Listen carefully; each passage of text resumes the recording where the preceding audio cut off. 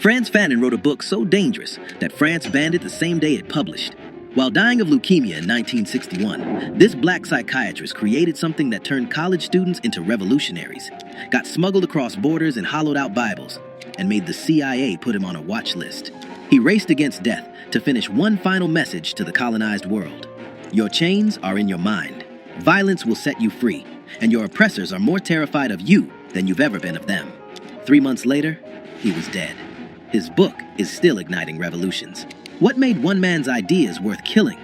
Fanon told colonized people worldwide that their mental enslavement mattered more than their physical chains, and that force against oppressors wasn't just justified, it was psychologically necessary for liberation. Steve Biko built South Africa's Black consciousness movement on his theories. Palestinian fighters and liberation movements from Bolivia to Ghana still quote his manifesto like scripture. They couldn't kill his ideas, and by the end of this video, you'll understand exactly why empires still fear a dead man's words. But to understand why those words detonated across the world, you need to see where the explosion started.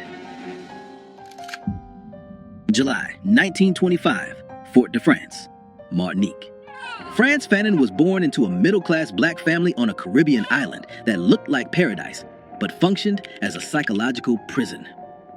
His parents scraped together money to send him to Lycée Victor Schellcher, the island's elite school. But what happened in those classrooms was calculated violence. Every morning, black children stood and recited our ancestors, the Gauls, memorizing French kings and European battles, while their actual ancestors lay in unmarked graves on sugar plantations. When young Fanon spoke Creole French, teachers scolded him for not using proper French. Speak Creole?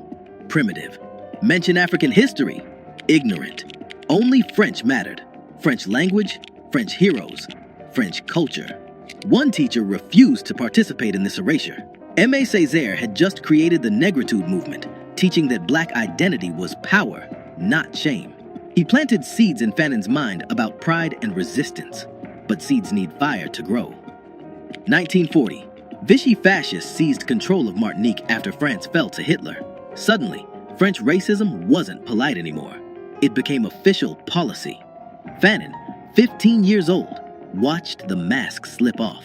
The civilized colonizers revealed themselves as brutal oppressors who had always been there, just hidden behind promises of equality.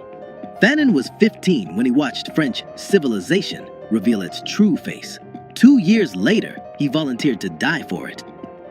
At 17, Frantz Fanon joined the Free French Army in 1943, believing he was fighting for liberty and human dignity. He fought in the forests of Alsace, took shrapnel near Montbéliard, earned the Croix de Guerre for courage under fire. French officers pinned medals on his chest, then barred him from their mess halls because of his skin color. When Germany finally surrendered, Charles de Gaulle ordered every black soldier removed from formations entering German territory. France's victory parade couldn't have black faces visible in the photographs. The men who bled for France had to watch from the sidelines as white soldiers took credit for their sacrifice. Fanon wrote his brother Joby from Europe, "I've been deceived, and I am paying for my mistakes. I'm sick of it all." That letter marked the death of one Frantz Fanon and the birth of another, a man who would spend his life diagnosing and destroying the psychological machinery of white supremacy. Before we continue with how Fanon transformed his rage into the most feared revolutionary text of the 20th century, if you believe these stories of black intellectuals who terrified empires need to be heard, subscribe to Black Stories Untold. We're exposing the thinkers they tried to silence and the truths they spent millions covering up. Now, back to the video. 1947. Fanon entered medical school at the University of Lyon to study psychiatry. In Lyon's hospitals, he treated North African immigrant workers, Algerian men suffering psychological breakdowns that French doctors diagnosed as proof of racial inferiority. Colonial psychiatrist Antoine Perrault published papers claiming Algerians had underdeveloped frontal lobes and were mentally primitive, medical degrees used to justify oppression. Fanon recognized what others refused to see. These men suffered from the trauma of racism itself. Society was sick, but doctors blamed the victims. He wrote his doctoral thesis laying out exactly how colonialism manufactured mental illness, how white supremacy functioned as psychological warfare. His committee rejected it as too radical. So in 1952, Fanon published Black Skin, White Masks himself. The book exposed colonialism's deepest weapon, forcing black people to see themselves through white eyes, split between two identities, never fully either one. Fanon watched it happen every day in his clinic. Black men staring in mirrors and seeing monsters. Algerian women scrubbing their skin raw, trying to lighten it. Patients who'd abandoned their birth names, their mother tongues, their entire identities, all for a chance at being treated human. But Fanon went further. He argued that liberation required recognizing this psychological split and refusing to perform for white approval anymore. Political revolution had to begin with mental decolonization, reclaiming the right to define yourself on your own terms. In Caribbean villages, people passed copies hidden in Bible covers. In African townships, students gathered in secret to read passages aloud. Why? Because Fanon said what no one else dared. The hate you feel when you look in the mirror, that's not yours. It was planted there. You're not sick. The system is sick. And you don't need anyone's permission to be free. That book exposed colonialism's playbook. But Fanon wasn't satisfied just writing about the disease. In 1953, he walked straight into its heart. November 1953. Frantz Fanon arrived in Algeria as head psychiatrist at Blida Joinville Psychiatric Hospital. The moment he stepped off the boat, he entered a nightmare. French colonists lived in stone houses with electricity and running water. Algerians lived in what Fanon described as a town on its knees, wallowing in mire. No lights, no infrastructure, systematic starvation. At Blida Joinville, Fanon revolutionized psychiatric treatment. He created cafe meetings where Algerian patients discussed their lives in Arabic instead of French. He established workshops for basket weaving and pottery, organized Muslim and Christian religious celebrations, started a patient-run newspaper. He was reconnecting people to their culture instead of forcing them to assimilate into French normalcy. But his patient roster revealed the true horror. French soldiers who brutalized Algerians during interrogations came to him with nightmares and psychological breakdowns. Algerian victims arrived unable to speak, unable to stop screaming. One French policeman sought treatment because torture had made him violent at home. He was battering his wife and children. The man didn't want to stop brutalizing Algerians. He wanted relief from the psychological cost so he could continue with a clear conscience. Fanon stared at an impossible truth. You cannot heal individuals in a society built on violence. November 1954. The FLN, or the National Liberation Front, launched coordinated attacks across Algeria, declaring war on French colonial rule. Frantz Fanon immediately chose a side. His hospital became a secret sanctuary. He treated wounded FLN fighters, hid weapons, provided medical cover for revolutionaries. By 1956, this impossible double life was destroying him. He was a French government employee, helping France massacre the people he was secretly protecting. On November 1956, he wrote his resignation letter. There comes a time when silence becomes dishonesty. France expelled him in January 1957, giving him 48 hours to leave Algeria. Fanon went underground instead. He surfaced in Tunis, joined the FLN openly as editor of their newspaper, El Mujahid, and became the intellectual voice of Algerian liberation. France thought expelling him would end the threat. Instead, within months, Fanon had become Africa's most dangerous diplomat. As FLN ambassador to Ghana, Frantz Fanon traveled across Africa, meeting revolutionary leaders. Kwame Nkrumah in Ghana, Patrice Lumumba in Congo, Felix Mumi in Cameroon. At the 1958 All-African People's Congress in Accra, he advocated passionately for the African Legion, a continent-wide armed force that could coordinate liberation struggles from Algeria to South Africa. European powers understood the threat. One unified Africa, sharing weapons, tactics, and revolutionary consciousness, could dismantle the entire colonial project. Fanon was the architect connecting these movements. French intelligence sent assassins. Near the Algeria-Tunisia border, a landmine detonated under Fanon's car. 12 vertebrae fractured. He survived, barely. More assassination attempts followed. His body was breaking, but he kept traveling, kept writing, kept building networks of resistance. Then in December 1960, doctors diagnosed leukemia, months to live. Fanon's response? Race death itself. by dictating the most dangerous book ever written about colonialism.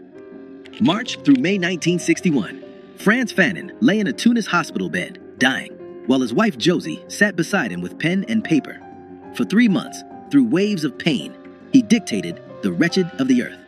Josie wrote frantically, capturing every word before the disease could silence him forever.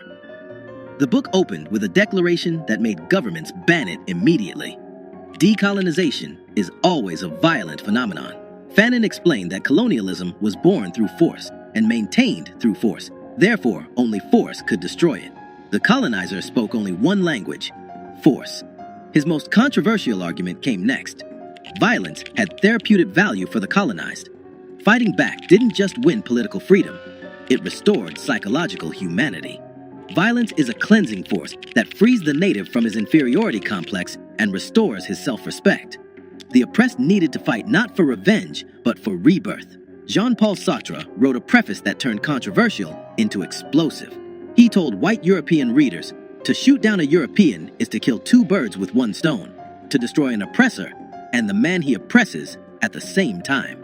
France banned the book the day it published. They smuggled it anyway, in hollowed books, in suitcases with false bottoms, passed hand to hand across Africa, Latin America, the Caribbean, and into American ghettos where the Black Panther Party would make it required reading. Frantz Fanon's leukemia accelerated. He flew to Rome for one final meeting with Sartre, then accepted a CIA offer for treatment in the United States. He traveled under the name Ibrahim Omar Fanon. What happened next remains disputed. By the time Fanon received proper treatment at a Maryland hospital, it was too late. Double pneumonia set in. Some historians argue bureaucratic delays killed him. Others suggest the CIA calculated that a dead Fanon posed less threat than a living revolutionary icon who might survive to inspire more uprisings. December 6, 1961, Frantz Fanon died at 36, 7 months before Algeria won independence. He never walked free streets in a liberated Algiers, but his words were already spreading like a virus through every colonized nation on Earth. The Black Panther Party made The Wretched of the Earth required reading for all members. Bobby Seale handed Huey Newton a copy at one of their first meetings. Frantz Fanon's analysis of police as occupying forces became the intellectual foundation of their 10-point program. When Panthers organized armed patrols monitoring police in Oakland, they were applying Fanon's theory that colonized people must meet violence with organized counter-violence. In South Africa, Steve Biko used Fanon's psychology of liberation to create the Black consciousness movement.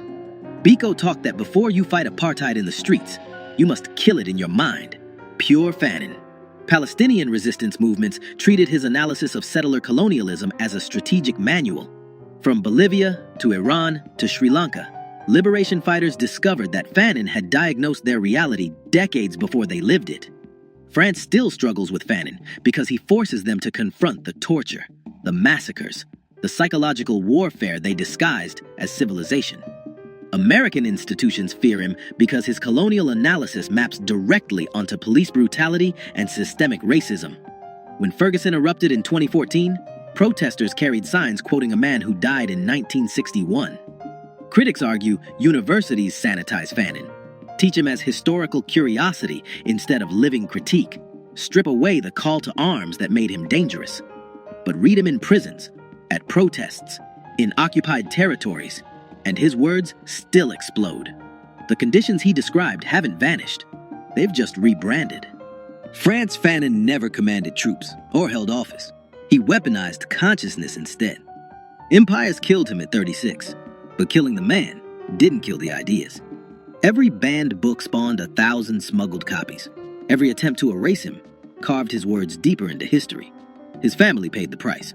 Josie Fanon carried his legacy through Algeria's messy independence, battled depression and alcoholism for 28 years, then died by self-destruction in 1989. But their children keep his foundation alive. Daughter Mireille runs the Frantz Fanon Foundation. Son Olivier leads the Frantz Fanon National Association. Fanon taught one lesson that still terrifies power. You don't need permission to be human. You don't need approval to be free. You have every right to take back what was stolen. And if they won't surrender it peacefully, take it by force. The most dangerous black philosopher who ever lived. Dangerous because he loved oppressed people enough to tell them the truth. That truth still detonates in minds worldwide, teaching that liberation begins when you stop asking and start taking. If this story opened your eyes to the intellectual they tried to erase, subscribe to Black Stories Untold. Like this video, share it, and comment which dangerous truth teller we should cover next. Because they can kill the revolutionary, but they can't kill the revolution.